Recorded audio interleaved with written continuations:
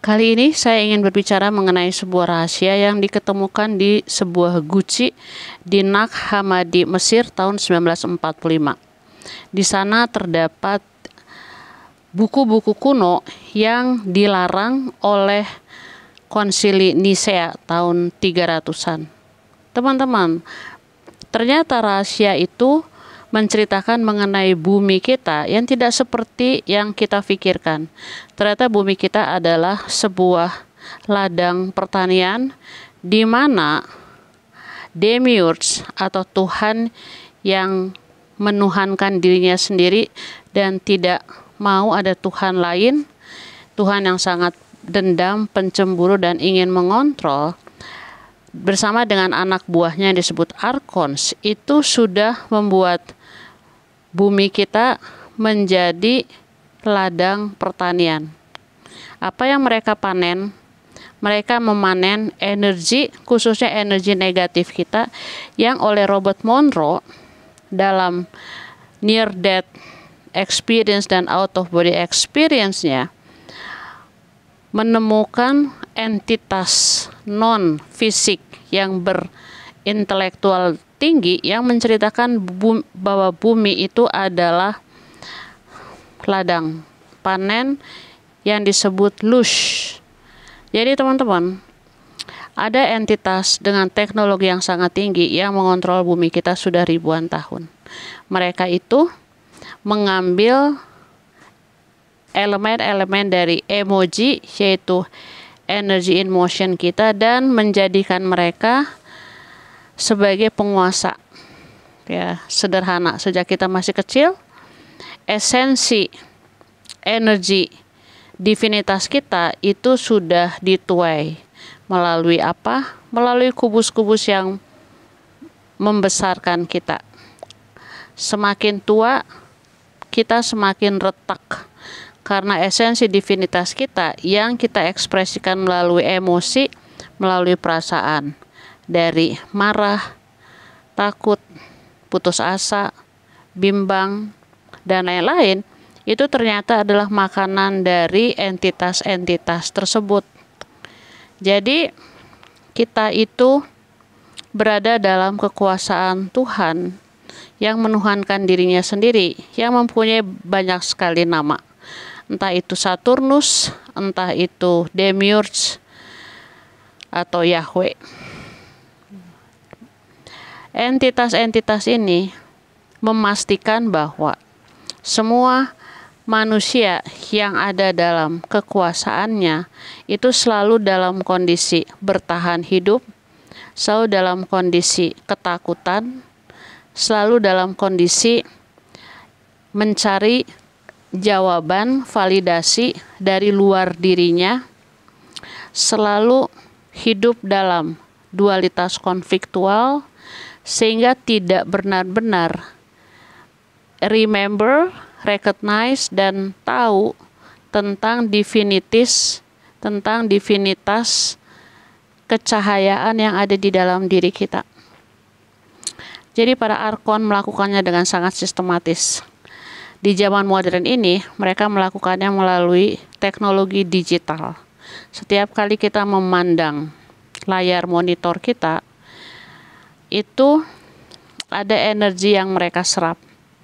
Ada penelitian bahwa ketika program-program negatif ditayangkan, mereka lebih banyak menimbulkan solidaritas dan membuat kolektif negativitas semakin tinggi. Tapi bukan saja lewat digital, lewat sekolah, lewat kehidupan kita sehari-hari, itu mereka memastikan bahwa kita selalu jadi bagian dari kontrol mereka. Nah, lush ini sudah dikenal sejak zaman ribuan tahun yang lalu, tetapi sengaja disembunyikan, dan pada tahun 300-an di Konsili Nisea itu para paus memastikan bahwa ajaran-ajaran ini yang ada di buku Enoch atau juga di kosmologi gnostik, dan sebenarnya ada juga di ajaran-ajaran Mayan, Hindu, gereja Ethiopia, Sumeria, Babilonia, itu sengaja dihancurkan supaya kita lupa. Kita lupa bahwa kita berada dalam sebuah kontrol, bukan saja pada saat kita hidup, tetapi pada saat kita mati.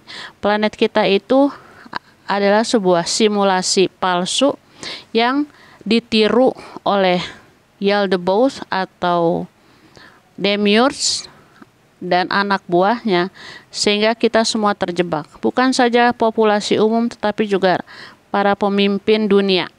Ya, semua tidak terlepas dari cengkraman entitas berteknologi tinggi yang sebenarnya berbentuk fisik, hanya karena berada di frekuensi yang berbeda, kita tidak bisa melihatnya dengan mata kita, mata lahiriah kita. Nah, mereka memastikan bahwa kita selalu berada dalam apa yang dikatakan konteks cakra rendah. Sekedar bertahan hidup, takut akan apa yang terjadi di masa depan, dan mereka memastikan bahwa mereka memanen energi-energi dari cakra hati kita, sehingga sebenarnya kita benar-benar berada dalam kontrol mereka. Nah, setelah kita mati, mereka memastikan bahwa kita akan masuk pada teknologi reinkarnasi, di mana ada 7 arkons yang mengontrol 7 level, termasuk level fisik, ya apa yang kita makan, kita minum, lalu level emosional, semua hal-hal yang bersifat negatif, level mental, pola-pola pikir kita yang lebih cenderung melukai diri kita, dan juga mereka yang sudah mencapai tingkat kesadaran spiritual. Mereka juga menjadi bagian dari panen ini. Jadi bukan berarti orang-orang yang kaya raya, orang-orang yang mempunyai tingkat spiritualitas yang dalam tanda petik tinggi, bebas dari cengkraman penguasa ini. Semua kena. Semua itu diarahkan pada ketakutan. Kalau orang-orang miskin, takut apa yang mau dimakan dan apakah bisa makan, bisa menyekolahkan anak. Maka orang-orang kaya itu dibuat lush dengan cara ketakutan, bagaimana mereka harus mempertahankan kontrol mereka mempertahankan cara hidup mereka, dan itu semua menimbulkan ketakutan, kebimbangan, kekhawatiran. Dan itu ada lush yang dipanen dari waktu ke waktu. Bagaimana cara panennya? Mudah banget.